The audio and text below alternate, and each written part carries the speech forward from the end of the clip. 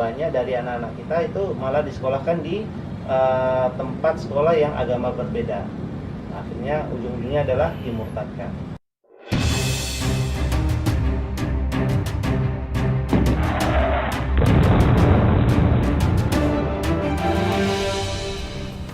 Assalamualaikum warahmatullahi wabarakatuh. Jumpa lagi dengan saya Faruk Habibullah Mahdi. Saya host Bincang Sore Sahabat International Networking for Humanitarian. Pada kesempatan sore hari ini sengaja saya mengundang Mas Iwan Setiawan. Beliau adalah Sekjen, Sekretaris Jenderal dari Arimatea. Alhamdulillah pada kesempatan hari ini sudah hadir di tengah-tengah kita untuk bincang-bincang sore pada hari ini. Baik Bang Iwan, saya langsung saja ini berkenaan dengan Arimatea ini. Banyak yang tanya ke saya bahwa Arimatea ini apa sebetulnya?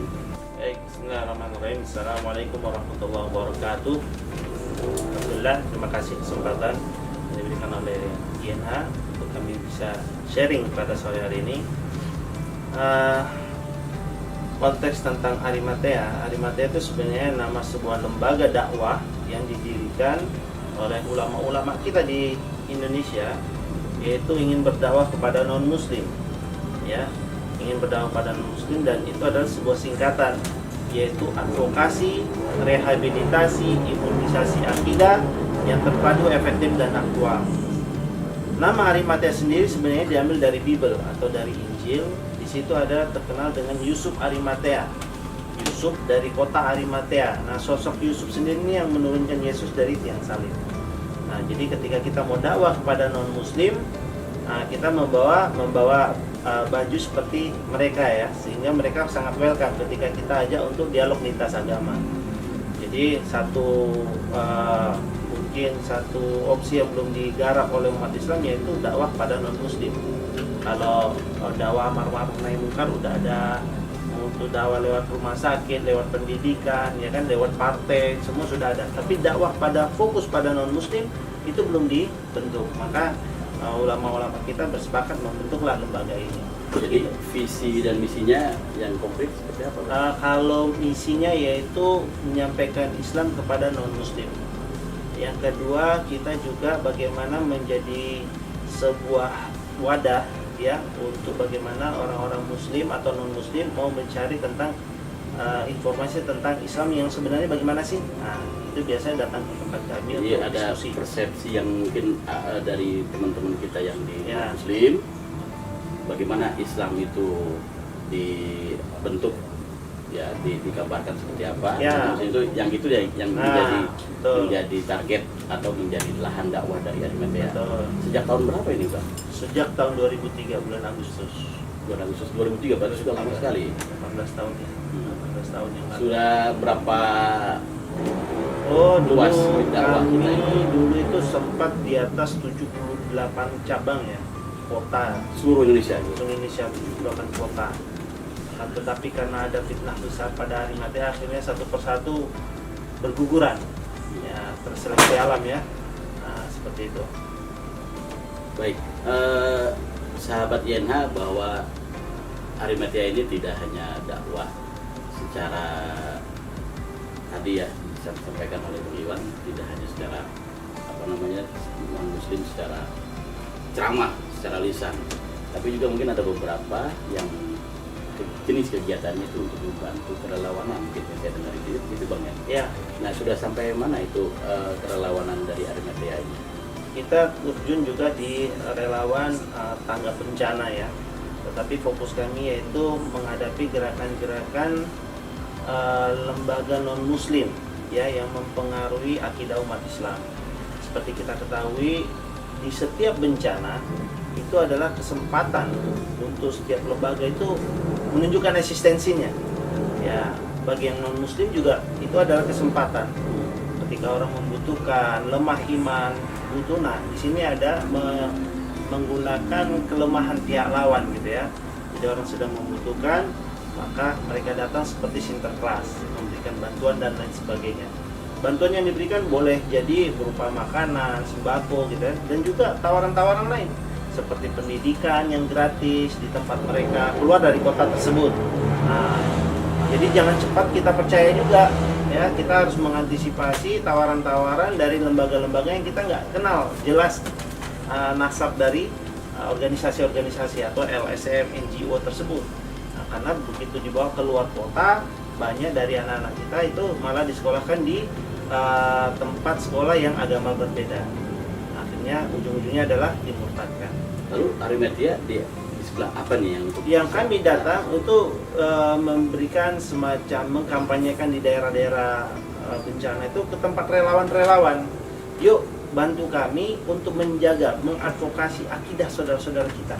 Kita bela jangan sampai akidah saudara-saudara kita ini akhirnya luntur atau berpindah agama. Nah, kita datang ke tempat bencana. Jadi di daerah bencana banyak lembaga yang datang memberikan bantuan ya, logistik dan lain sebagainya, sembako. Nah, tapi Arimatia lebih kepada menjaga akidah saudara-saudara kita. Kita bentengi. Nah, silahkan terima bantuannya, tolak agamanya. Itu slogan-slogan seperti itu biasa kita pasang pamflet-pamfletnya di daerah-daerah bencana. Ada pengalaman yang menarik Bang selama advokasi itu tadi? Ya banyak ya di lapangan itu. Kita menemukan kayak di Lombok itu alhamdulillah begitu videonya viral yang seorang perawat memvideokan lagi ada kegiatan trauma healing ya, menggunakan air, percik-percik air itu. Maksudnya air biasa, tapi kan itu enggak ada. Dia juga berpikir sekian banyak trauma healing yang dia ikuti itu nggak pernah ada pakai percik-percik air. Nah, kok satu lembaga ini kok pakai percik-percik air gitu kan? Dari Surabaya lembaga ini percik-percik air.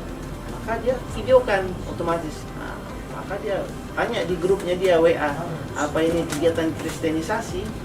Wah, maka habis itu dia istirahat tidur, dia bilang besok pagi rumahnya didatangi polisi. Dek, apa adek yang mau viralkan video ini? Dia bilang, oh itu video saya, tapi saya nggak viralkan, saya cuma bertanya di grup WA. Ternyata ada dari WA itu yang memposting di Facebook. Itu sudah ribuan kali diviralkan gitu. Di forward, diteruskan. Nah, akhirnya sudah. Situlah akhirnya kita berinteraksi dengan masyarakat di sana. Nah, langkah apa yang harus kita ambil? Maka kita mengadvokasi yang wanita tadi.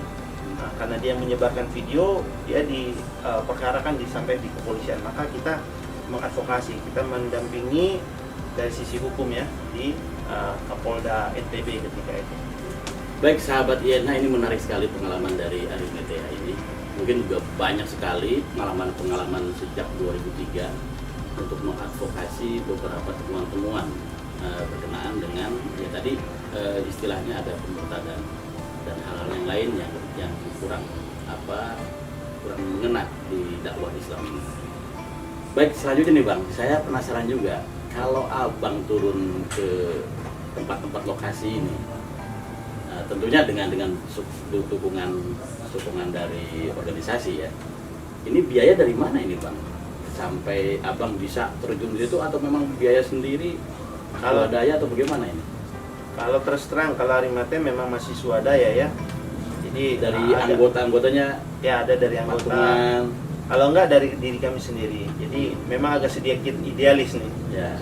Jahidu bi amwalihim wa anfusihim fisabilillah. Dengan dirimu dan hartamu di jalan Allah. Jadi yang kami mampu ya kami yang berangkat. Adapun dari sokongan organisasi kami sampai saat ini masih belum fokus ya untuk mencari pendanaan. Padahal ini organisasi sangat-sangat luar biasa sepak terjangnya.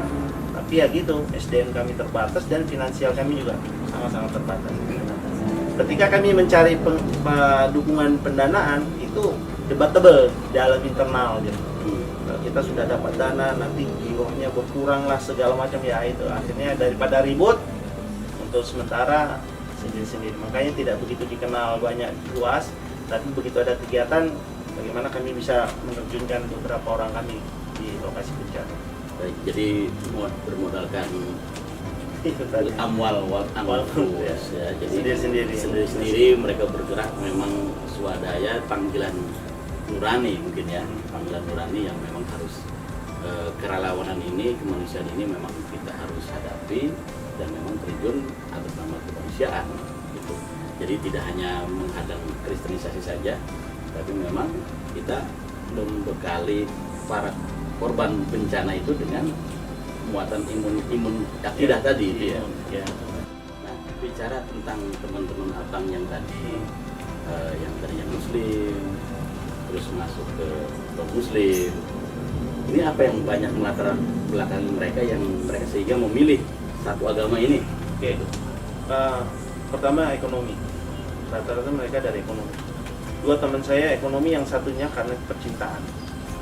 Ya. Maksudnya ekonomi dan percintaan atau Kan ada 3 orang. ya. Yang dua ini karena faktor ekonomi.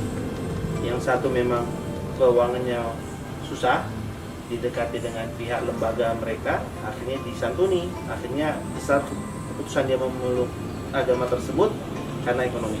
Yang satunya juga sama, dia jadi anak jalanan. Orang Islam nggak ada yang peduli anak jalanan tuh.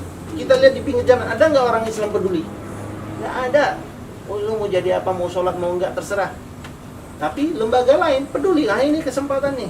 Mereka butuh uang, mereka butuh tempat curhat. Nah, mereka datang. Di situlah mereka bagaimana pendekatan ini, pendekatan emosional ini, akhirnya banyak anak-anak muda itu pindah agama kepada mereka. Baik sahabat YNH, mungkin sangat menarik sekali kita bicara tentang pengalaman-pengalaman teman-teman Bang Iwan ini, terutama tadi yang gonta-ganti atau sempat mencicipi beberapa agama. Saya pikir itu menjadi awal kita untuk mengetahui dakwah Arinetea khususnya di Indonesia, karena di luar negeri belum ada Bang ya, masih di Indonesia cukupnya saja. Yang negeri kan yang terkenal Zakir Naik, Zakir Naik, ya. center itu ya. Oh, iya. Baik, sahabat YNH,